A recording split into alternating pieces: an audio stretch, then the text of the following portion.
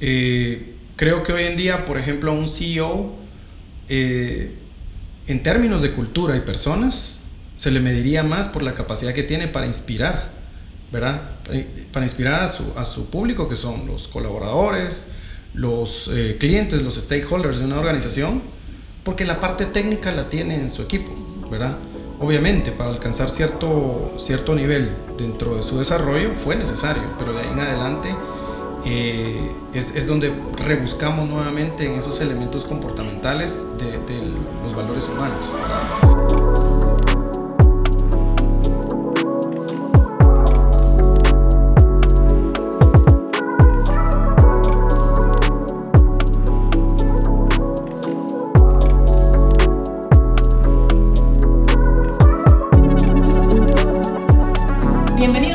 Más al episodio número 12 de Voces que Conectan con Michelle Sandoval. Hoy tenemos a un invitado muy especial con una experiencia y trayectoria bastante amplia en el área de recursos humanos. Juan Pablo de León, a quien le doy la más cordial bienvenida, director de recursos humanos de Banco de los Trabajadores. Hola Michelle, qué gusto estar contigo y con todos los que nos escuchan y nos ven por acá.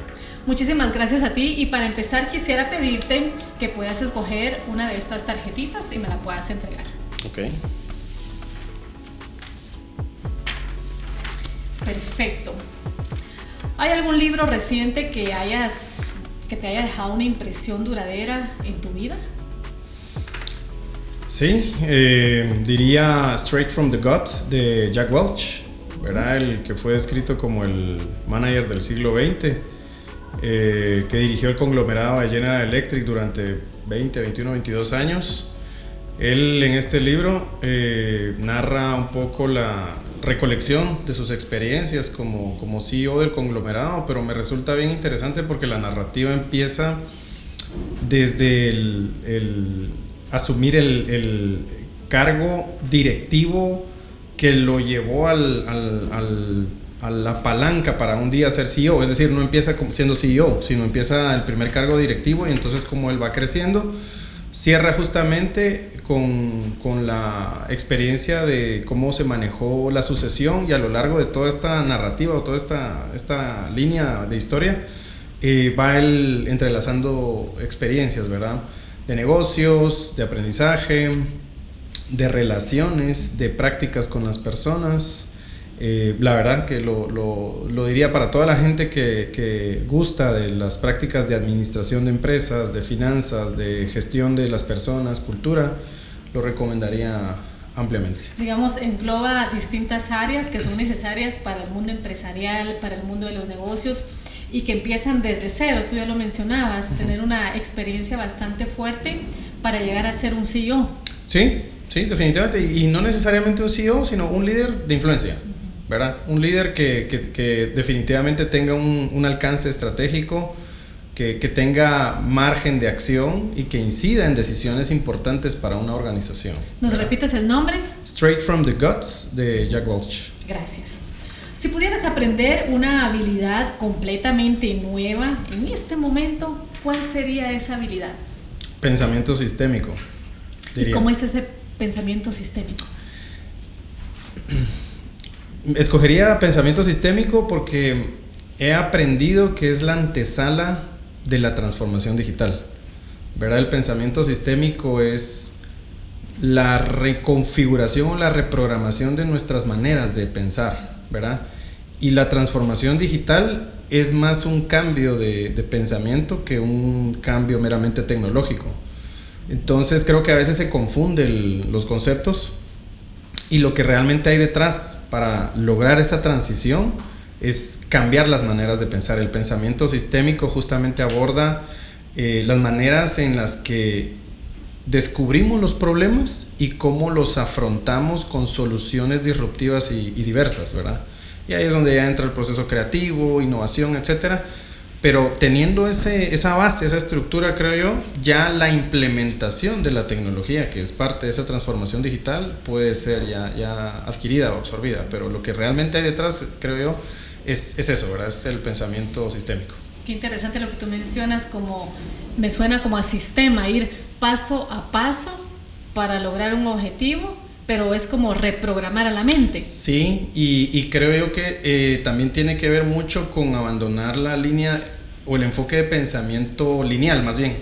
El enfoque de pensamiento lineal, ¿verdad? Es abandonar el pensamiento lineal y es abordar maneras disruptivas, pensamientos sumamente fuera de lo tradicional, de lo convencional, ¿verdad? Hay mucha iteración de soluciones, hay mucha experimentación dentro de eso, hay construcción de arquetipos, pero no desde el punto de vista psicológico, sino desde el punto de vista sistémico, ¿verdad? Yo apenas lo estoy explorando, para serte honesto, y lo estoy explorando como una iniciativa personal, ¿verdad? Precisamente en la línea de la transformación digital, pero estoy descubriendo que incide mucho en las maneras de construir soluciones a problemas que estamos enfrentando hoy en día. Qué interesante. Bueno, ¿tienes alguna tradición personal o familiar que disfrutes, especialmente durante ciertas épocas del año? Hablemos ahorita que viene Semana Santa. ¿Cuáles son las tradiciones que usualmente hacen en familia o haces de forma personal? Bueno, Semana Santa es una de las épocas en las que en familia no salimos necesariamente a vacacionar como tal. Realmente reservamos eso como para final de año. Lo que sí tratamos es que la Semana Santa sea muy familiar, es decir, convivimos mucho, pasamos mucho en casa de como los distintos integrantes de la familia, pero muy cercanos, muy familiares, pero no lo vemos precisamente como una época de vacaciones, para ser honesto. Reservamos eso para el final del año, pero sí hay muchísima convivencia. Yo en 2019 estuve a punto de perder a mi padre, gracias a Dios lo tenemos todavía con nosotros y eso nos unió muchísimo más como familia, ¿verdad? Y estamos tratando de agotar cada tiempo que tenemos para pasarla juntos, ¿verdad? Claro. Y aprovechamos mucho esta hacen época. Torrejas, sí, el pescado a la vizcaína. Bueno, yo no ayudo mayor cosa, pero sí que lo disfruto. Pero sí a comer. Ajá, sí que lo disfruto. Sí, entonces sí, por supuesto que aprovechamos todas las tradiciones.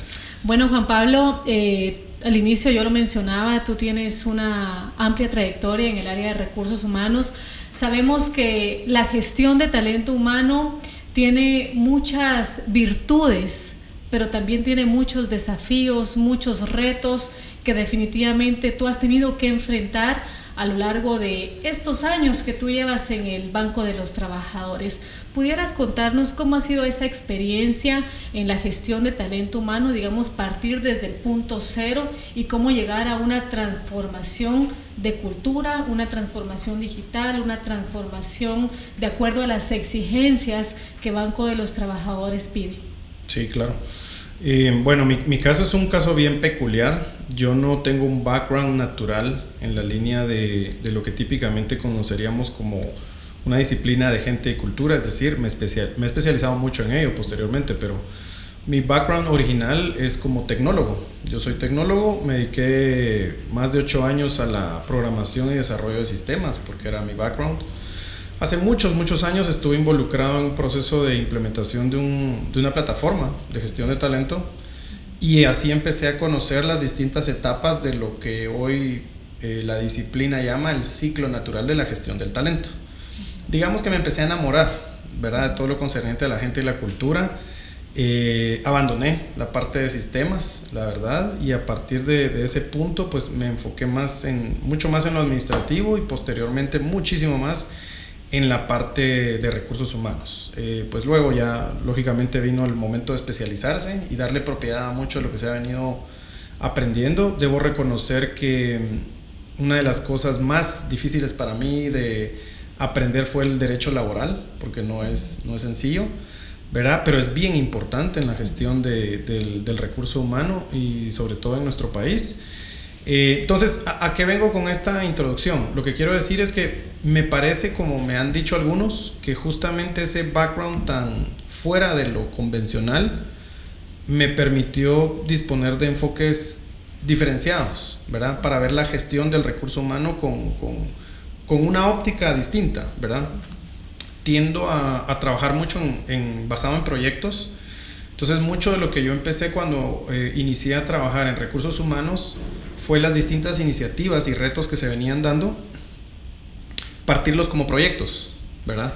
Y empecé como a generar cajoncitos de proyectos de todas estas necesidades. Entonces, si pudiera dejar como, no sé, una referencia, una guía, una práctica que a mí me funcionó, todo lo que en algún momento eran retos, problemas, obstáculos, situaciones que había que trabajar o que hay que trabajar todavía, porque en la cultura el trabajo con la gente nunca se detiene, he tratado de compartimentarlo en proyectos, pequeños, medianos, grandes, pero proyectos. Y entonces vamos avanzando conforme va superando esos proyectos, de un proyecto sale otro, ¿verdad? Y así sucesivamente. Y la gente justamente integra estos proyectos, ¿verdad? Y en la medida que trabajamos de mejor forma con las personas, garantizamos el éxito de los proyectos, ¿verdad? Claro. Una estadística que siempre me ha parecido a mí impresionante es del Instituto de Gestión de Proyectos, PMI, que hace años hablaba sobre que el 84% de los proyectos en una organización típicamente fallan, precisamente porque no se considera la parte de personas dentro de la gestión de esos proyectos. Entonces creo que justamente tener ese enfoque humano, ¿verdad? Trabajar basado en proyectos, me ha permitido una perspectiva diferente, ¿verdad? Para lo concerniente a cultura y a las personas. Juan Pablo, me llama mucho la atención lo que tú mencionas y me hace pensar, yo no sé si tú has escuchado los 4 cuadrantes del cerebro, donde dice que está el frontal derecho, el frontal izquierdo, basal izquierdo, basal derecho.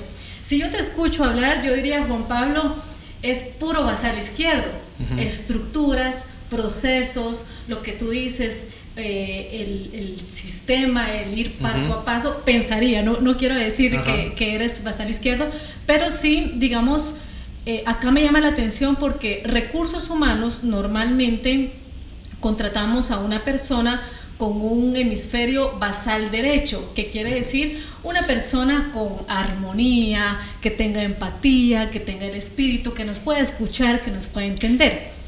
Me llama la atención este caso específicamente porque aquí estamos mezclando 2 hemisferios. Si hablamos, digamos, a nivel cerebral o a nivel psicológico, un nivel de estructura con un nivel de armonía, de recursos humanos. Y creo que ahí está, digamos, la fórmula que a ti te ha funcionado para alcanzar el éxito. Realmente Banco de los Trabajadores tiene muchas iniciativas en términos de calidad humana, del ser, lo que tú me comentabas atrás de cámaras, de buscar ese bienestar con los colaboradores. ¿Nos puedes explicar ese proceso y esa conexión, digamos? Sí, sí, no, me encanta la pregunta y la verdad que es súper oportuna y bien perspicaz.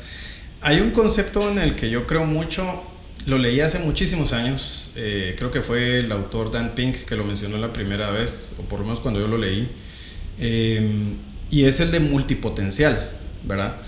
Para mí el concepto de multipotencial, y como lo conocí y lo aprendí por este autor, habla sobre la importancia de no encasillar a las personas de acuerdo a la disciplina, ¿verdad? Y esto puede ser la disciplina de grado, pregrado o carrera técnica, pero de no encasillarlas y de no permitir uno también encasillarse. Por supuesto que yo tengo esa parte, ¿verdad? La desarrollé, porque yo venía de un mundo en donde, como decía un colega, dirás que a los tecnólogos casi que les abrís la ventana, les tirás la comida y les volvés a cerrar y que estén trabajando ahí en lo que hacen. Sí. Yo vengo de ese mundo, pero justamente de las brechas que tuve que romper fue precisamente la generación de los valores humanos, ¿verdad? O la reconexión con los valores humanos, que típicamente en una disciplina como la mía no habían sido tan valorados o no existían, ¿verdad? La empatía, la inteligencia emocional, la motivación, generar inspiración, ¿verdad? Entonces tocó retarse uno en eso justamente, pero otra vez llamo al concepto de multipotencial. Y en algún punto pues sí constituyó una fractura para mí, decir, bueno, el hecho de que el mundo te vea como tecnólogo no quiere decir que eso sea todo lo que vas a hacer. Y de hecho mis niveles de especialización me han llevado más por la línea del management que por la línea de la tecnología, ¿verdad?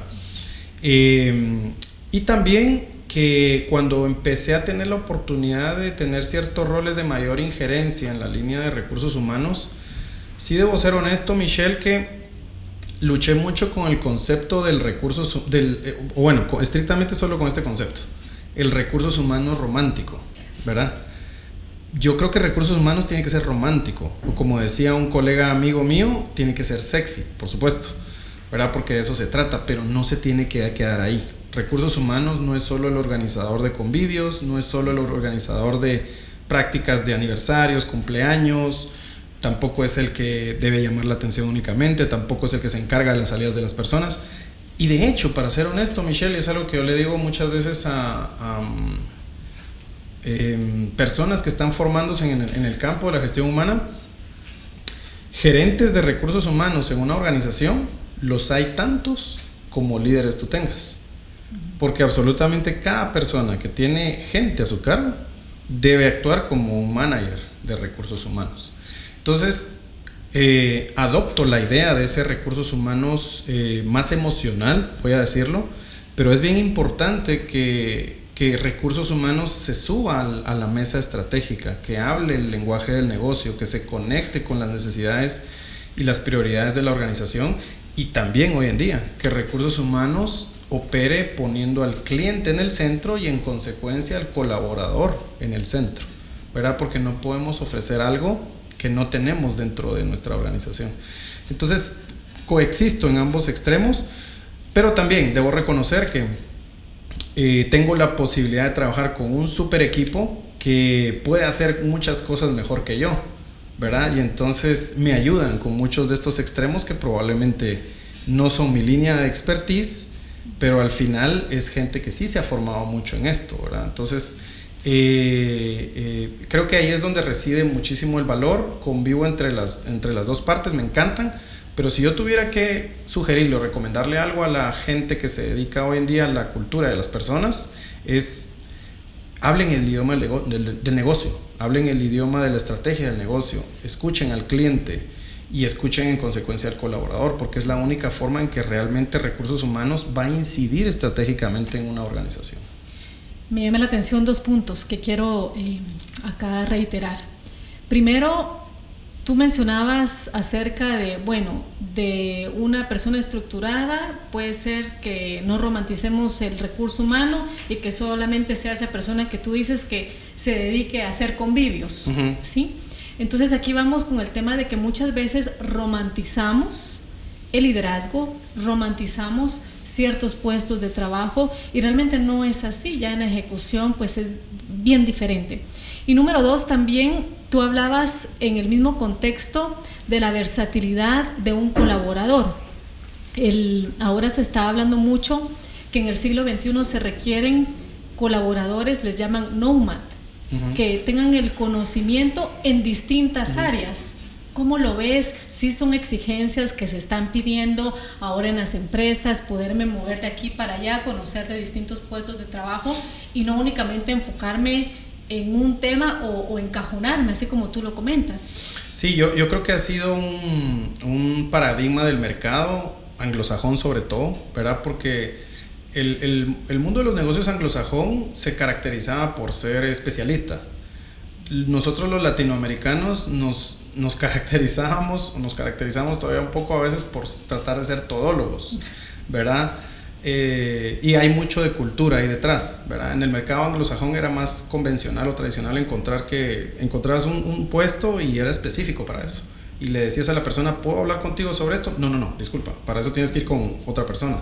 Entonces creo que también por la influencia del mundo anglosajón en los negocios, también se ha ido viendo en el mercado en general la necesidad justamente de lo que tú dices, porque ese modelo hoy en día ya no es que no sea vigente, sino que no basta con este modelo. La manera de hacer negocios, la manera de entrega de bienes y servicios hoy en día es tan diferente, ¿verdad? Y es tan continua, porque el valor ahora a los clientes se entrega de manera continua, ya no con aquellos proyectos de 9, 10 meses, sino que hoy en día nosotros mismos como clientes esperamos nuevos valores cada semana, ¿verdad? Sobre todo si estamos hablando de bienes y servicios en un mundo digital. Entonces se ha vuelto un entorno en donde las fechas de entrega se han achicado y se han compactado enormemente. Esto ha hecho, creo yo, que el mundo de los negocios acepte que el nivel de especialización es válido, pero no debe ser restrictivo, ¿verdad? Tiene que permitir ser dinámico, flexible y en esa línea oportunidad de incidir sobre diferentes roles. Y eso creo que se explota mucho en una organización a través de la movilidad interna. Hay programas, por ejemplo, en donde puedes trabajar tú hoy en día nosotros los explotamos, por ejemplo, con aliados en donde tú estableces prácticas para ciertas personas, ¿verdad? Con otras organizaciones que son probablemente partners de tu negocio y van a aprender justamente algo que no están desarrollando dentro de tu organización. O puede ser en la misma organización, ¿verdad? Los mismos equipos de recursos humanos hoy están integrados por 5 o 6 disciplinas, más allá de la psicología organizacional o industrial, que era la tradicional, ¿verdad? Y lo mismo está pasando en todos los ámbitos, ¿verdad? Vemos roles como ciudadanos de datos, analítica de datos, una gran variedad de posiciones que hace 10 años no existían, ¿verdad? Y que hoy se vuelven las nuevas competencias a pelearnos entre todas las organizaciones. Entonces eso hace definitivamente que cambie la manera en la que nos entrenamos, formamos a las personas y también en la que desarrollamos esas mismas capacidades en la gente. Tú hablas acerca de las competencias. ¿Qué competencias debería tener un ejecutivo del siglo XXI? A nivel estratégico, yo le pediría la primera, la inteligencia emocional, ¿verdad? Porque soy fiel creyente que la parte técnica, que es la que típicamente desarrollamos a través de toda la carrera, no solo profesional, sino también sumamente en lo académico, nos lleva hasta cierto punto, ¿verdad? Y creo que es necesario, es vital, es estrictamente necesario hasta cierto punto. Creo que de ahí en adelante son las competencias más pegadas a los elementos humanos los que van a marcar una diferencia. Y tal vez aquí voy con el ejemplo. Creo que hoy en día, por ejemplo, a un CEO, en términos de cultura y personas, se le mediría más por la capacidad que tiene para inspirar, ¿verdad? Para inspirar a su público, que son los colaboradores, los clientes, los stakeholders de una organización, porque la parte técnica la tiene en su equipo, ¿verdad? Obviamente, para alcanzar cierto nivel dentro de su desarrollo fue necesario, pero de ahí en adelante es donde rebuscamos nuevamente en esos elementos comportamentales de los valores humanos, ¿verdad? Te diría, en primer lugar, inteligencia emocional, las hay muchas más, ¿verdad? También hoy en día se habla mucho, una que me encanta a mí, que es el liderazgo ético o el liderazgo con ética, ¿verdad? Porque también son tiempos sumamente exigidos en términos de reputación, ¿verdad? Hoy toda la sociedad entera es juez, ¿verdad? Todo está a la vista, las redes sociales expanden el foco y la visibilidad sobre las acciones, todo es sujeto a escrutinio, pero dejemos el hecho que existe el escrutinio por el mismo set de valores. El liderazgo ya no basta con mencionarlo como un liderazgo convencional, sino tiene que ser un liderazgo ético. Si hablamos del desarrollo de las personas que trabajan con nosotros, pues implica desarrollar a nosotros mismos, pero también preocuparnos por desarrollar al resto. Entonces, al final, si te das cuenta en la conversación tal vez, o en lo que yo menciono, mucho va en la línea del humano, para ese ejecutivo de alto nivel. Porque la parte técnica, uno esperaría en ese punto ya haberla trabajado bastante, ¿verdad? O haberla completado. Sí, bastante. En teoría ya la tiene. Correcto. Y tiene un equipo de trabajo también especialista en distintos departamentos. Correcto, totalmente. Habilidades blandas más que todo. Sí, definitivamente. Juan Pablo, yo he visto que Banco de los Trabajadores tiene muchas actividades del Día de la Mujer, una feria de empleo, programas educativos, todo enfocado a que los colaboradores tengan esa cultura de bienestar. Uh-huh.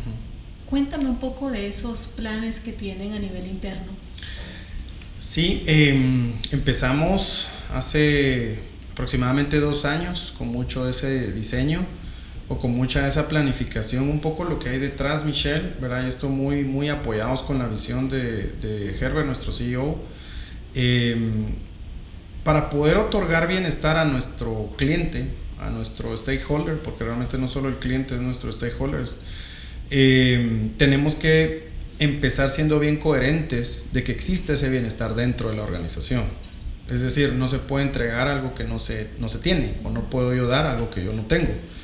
Y en esa misma línea, porque uno de nuestros focos estratégicos es precisamente brindar bienestar a nuestros clientes, bienestar financiero, bienestar social o a través del pilar de desarrollo, y bienestar digital dentro de toda esta estratagema de transformación digital que hay detrás de nosotros como organización financiera. Pues eso mismo nos tocaba hacer hacia adentro, ¿verdad? Y esa estrategia de bienestar hacia nuestro talento pues ha implicado en ese planning desde hace 2 años, pero sobre todo la parte de ejecución del año pasado para la fecha, en un esfuerzo bien intencional y bien genuino de preocuparnos y ocuparnos en la salud de nuestra gente, ¿verdad? La salud a través de la nutrición, a través del deporte, a través de las prácticas que buscan o persiguen una mejor calidad de vida, ¿verdad? Para cada uno de nuestros trabajadores y para las familias, ¿verdad? Y realmente creemos que con esto estamos transformando vidas, ¿verdad? Estamos consiguiendo tener trabajadores más productivos, ¿verdad? Estamos consiguiendo tener trabajadores con un balance de vida más razonable, ¿verdad?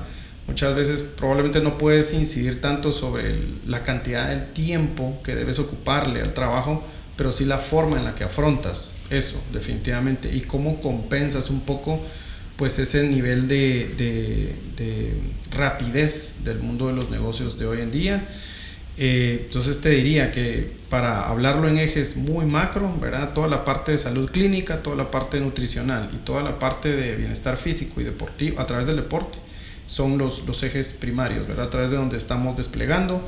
Hay una serie de iniciativas desde disciplinas a través de selecciones internas que tenemos hoy en día, que son 5, ¿verdad? Pero tenemos casi 180 colaboradores formalmente entrenados todos los días, ¿verdad? Como seleccionados deportivos internos, más todas las prácticas que son parte de ese bagaje institucional que se despliega ya a 5.200 trabajadores, tanto aquí en la capital como en el interior del país, ¿verdad?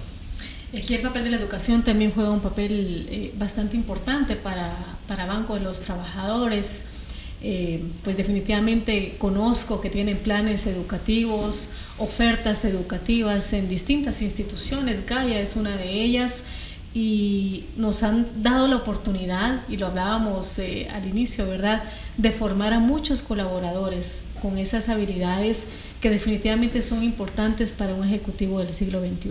Totalmente, sí, no, definitivamente estamos sumamente contentos por la oportunidad que Gaia nos ha dado de generar espacios donde hemos podido conectar necesidades de nuestros colaboradores, ¿verdad? Con opciones académicas para que ellos retomen estudios, culminen incluso y se sigan formando pues en ese ciclo de desarrollo a nivel institucional con nosotros. La parte académica es importantísima. Nosotros tenemos ya poco más de 10 años de disponer de una universidad corporativa y esto pues con toda la intencionalidad de la alineación de programas que estén enfocados no solo en nuestra estrategia sino en las necesidades de las personas, ¿verdad? Creemos que los tiempos de la construcción de DNCs han quedado atrás, ¿verdad? Hoy en día la formación tiene que ser estratégica. Las universidades corporativas siguen siendo una muy buena alternativa, definitivamente. Creo que lo que toca es explorar las maneras de la entrega de ese conocimiento y en esa misma línea pues otra vez el tema, ¿verdad? La transformación digital. Creo que lo que ha dominado el mercado ha sido el e-learning. Tocará en algún momento ya estar hablando de espacios en el metaverso, ¿verdad? Para la formación, y también de cómo la realidad aumentada y la realidad virtual pues empiezan, ¿verdad?, a inundar ese mundo académico y a brindar alternativas novedosas, interesantes, ¿verdad?, y creativas para las personas, porque también tenemos que seguir fomentando el espacio creativo para el aprendizaje, ¿verdad? Creo que de eso se trata, de las nuevas tecnologías, eso es lo que deben de habilitar. Gracias, Juan Pablo, realmente ha sido una charla bastante amena. Y lo podría definir en 2 palabras, disruptivo y controversial. Realmente muchas veces pensamos, recursos humanos es el encargado de que yo esté bien emocionalmente, de que yo tenga el convivio, de que yo tenga... Que sí lo deben de hacer, pero no es solo eso. Exactamente, ¿verdad? Esa estructura que tú mencionabas al inicio realmente me deja una enseñanza a título personal. Eso de la gestión de proyectos que tú mencionas al final es un conocimiento integral que muchas veces no lo aplicamos dentro de las organizaciones. Para finalizar, recomendaciones. ¿Cuáles serían esas recomendaciones o conclusiones que tú le darías a toda la audiencia en este momento, tanto para directores o gerentes de recursos humanos, pero también para esos ejecutivos que estén listos ahora mismo en el siglo XXI? Les recomendaría que lean muchísimo, que tengan un apetito tremendo por la lectura. Soy fiel creyente que se aprende leyendo y viajando, ¿verdad? Y las dos formas son válidas de aprender, pero que lean muchísimo, que tengamos un apetito por comernos cualquier conocimiento, disciplina, práctica. Hoy en día hay muchísimas formas y facilidades, y la única manera de mantenerse uno actualizado, ¿verdad?, es ser alguien que se exige bastante en términos de un apetito intelectivo, ¿verdad? Y hay muchísimo por aprender. Eso diría. Dos, específicamente esto para quienes nos dedicamos a la parte de recursos humanos, diría que seamos humanamente empáticos, ¿verdad? Suena como algo de sentido común, pero no es muy común, ¿verdad? He notado todavía ocasiones en donde prácticas de recursos humanos pueden hacer referencia todavía a ese recursos humanos al que se le tenía miedo, ¿verdad? Al que se veía como el castigador, ¿verdad? O el encargado de la disciplina. Esos tiempos ya están muy atrás. De hecho, lo que deberíamos de ser recursos humanos son, como tú decías, esos espacios de fomento, de escucha, de empatía, de comunicación, ¿verdad? Y que de verdad nos veamos como profesionales que estamos buscando entregarle mejores personas a la sociedad, no solo a la organización en donde estás, sino entregar mejores personas a la sociedad. Eso requiere muchísimo, de la forma más clásica, como dirían los abuelitos, quitarme los zapatos y ponerme en los de cada una de esas personas. Es agotador, como muchas disciplinas, pero creo yo que trabajar por la gente es lo más satisfactorio que puede haber en el trayecto de una vida profesional. Bueno, y a toda la audiencia queremos preguntarle cuál es el libro que está leyendo actualmente. Tú lo mencionas, es importante estar en ese constante aprendizaje, esas lecturas Totalmente. Son importantes, y definitivamente, Juan Pablo, creo que eres una persona muy profesional, muy humana y que lee muchísimo, por cierto. Entonces, mucho que aprender de ti. Así que gracias por este espacio, gracias por alimentarnos esa necesidad de poder seguir mejorando definitivamente como personas, como profesionales, como trabajadores, pero también al inicio tú lo mencionabas, tener en cuenta que la familia es importante y juega un rol pues muy muy importante en nuestras vidas y en la sociedad. Así es. No, al contrario. Gracias a ti, Michelle, y gracias a todos por la atención y escucha. Bueno, muchísimas gracias, y de esta manera hemos finalizado el episodio número 12 de Voces que Conectan con Michelle Sandoval. Por supuesto, la invitación a que nos escuchen en todas las plataformas digitales y en las redes sociales como Gaia Business School.